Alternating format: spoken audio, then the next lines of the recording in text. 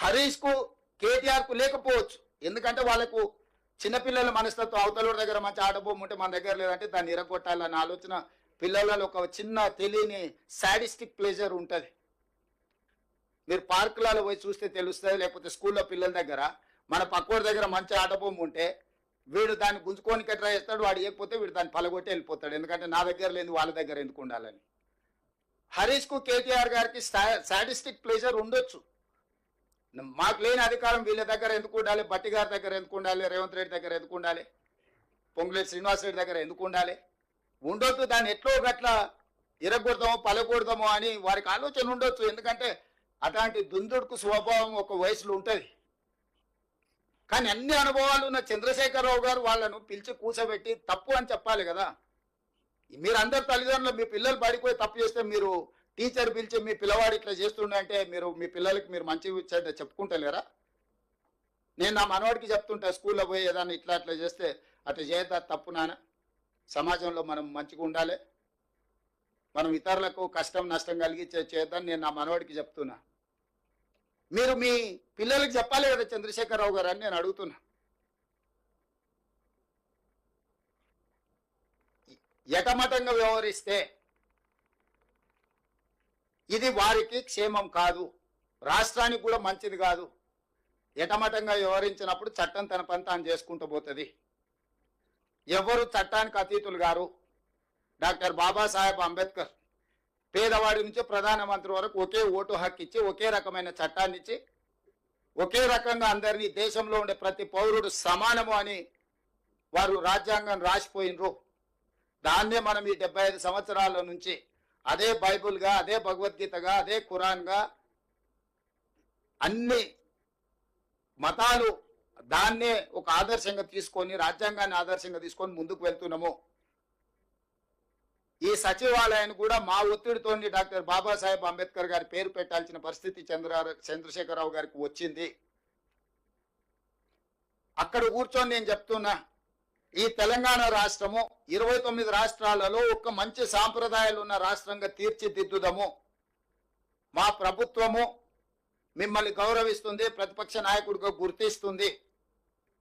మీరు మీ బాధ్యత నెరవేర్చండి. ఒకవేళ మీకు ఏదన్నా మమ్మల్ని కుర్చీలలో చూడడం మీరు నామోషిగా ఒకవేళ మీరు ఫీల్ అయితే కొంతకాలం మమ్మల్ని స్వేచ్ఛగా పనిచేయనియండి. ప్రతిరోజు మీరు చేసే తప్పులను, ఈ తప్పులను సరిదిద్దడం పక్కన పెడితే ఆ అప్పులను మోయడానికి నడువొంగిపోతుంది.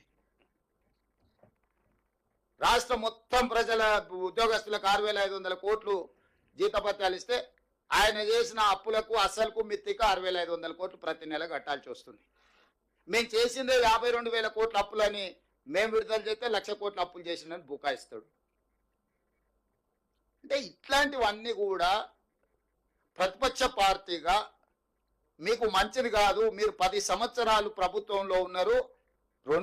మీరు ఈ 10 సంవత్సరాల పరిపాలనలో మీరు చేసిన తప్పులను సవరించుకుంటూ, మీరు చేసిన అప్పులను కట్టుకుంటూ పరిపాలన గాడిన పెట్టాలనుకుంటున్నాము. ఈరోజు ఇందిరమ్మ ఇండ్లు కేటాయించడం ద్వారా,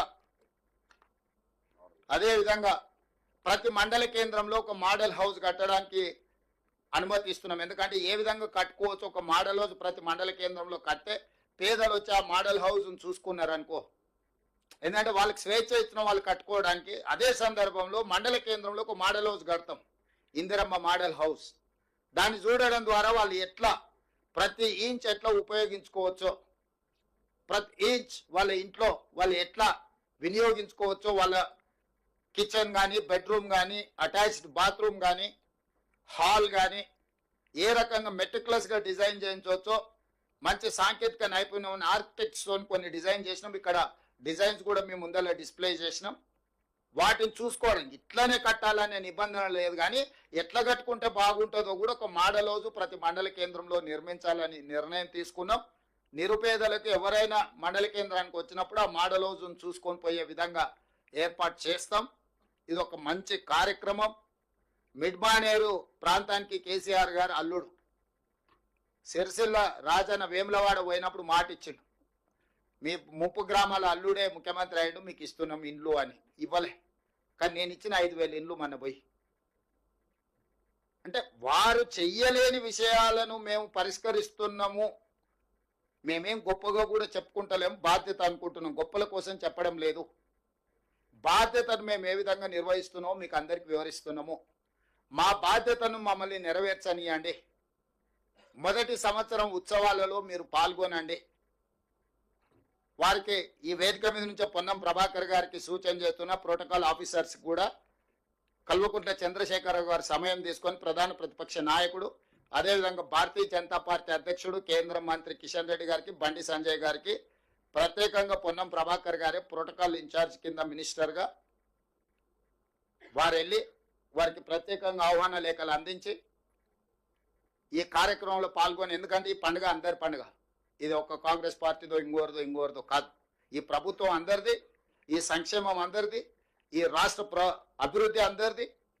ఇందులో అందరూ భాగస్వాములు కావాలి, అందరినీ భాగస్వాములు కావాలని నేను పిలుస్తున్న 7, 8, 9 తారీఖుల్లో ఈ సచివాలయ ప్రాంగణం, నెక్లెస్ రోడ్డు, బుద్ధ పూర్ణిమ ప్రాంతం, ఇదంతా కూడా కంప్లీట్గా తెలంగాణ సంబరాలు జరుగుతాయి.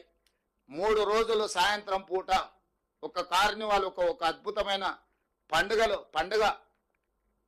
వాతావరణాన్ని ఇక్కడ ఉప ముఖ్యమంత్రి బట్టి విక్రమార్క గారి నేతృత్వంలో తెలంగాణ కవులు, కళాకారులు, తెలంగాణ సంస్కృతి, తెలంగాణ పిండి వంటలు, మహిళా సంఘాల గ్రూపులు, ఇవన్నీ కూడా ఈ ప్రాంతానికి ప్రతిరోజు సాయంత్రము ఒక మంచి వాతావరణం, ఒక వనభోజనాలకు వెళ్ళినప్పుడు మనం ఎట్లాంటి వాతావరణం ఉంటుందో, ఒక బోనాల పండుగ, బతుకమ్మ పండుగ చేసుకున్నప్పుడు ఎట్లుంటుందో, దసరా పండుగకు జమ్మికి వెళ్తే ఏ విధంగా మన అందరం కలుసుకుంటామో అట్లాంటి వాతావరణం హైదరాబాదు నగర నడిబొడ్డున సచివాలయం ముందల నెక్లెస్ రోడ్లో 7, 8, 9 అద్భుతమైన సాంస్కృతిక సాంప్రదాయబద్ధమైన కార్యక్రమాలు సాయంత్రం పూట ఉంటాయి.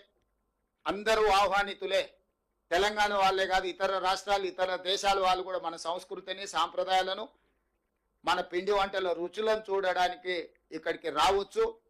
ఒక గణేష్ నిమజ్జనం జరిగినప్పుడు ఇక్కడ ఎట్లాంటి వాతావరణం ఉంటుందో అట్లాంటి వాతావరణం ట్యాంక్ బండ్ మీద ఉండాలి అని, మనందరం కలిసి పండుగ చేసుకోవాలని, ఈ పండుగ అందరిది, పండుగలో అందరూ పాల్గొనాలి, ఇంక్లూడింగ్ మీడియా మిత్రులు కూడా. మీరు కూడా మీ కుటుంబాలతో వచ్చి సాయంత్రం పూట కొంత సమయం కుటుంబానికి ఇవ్వండి.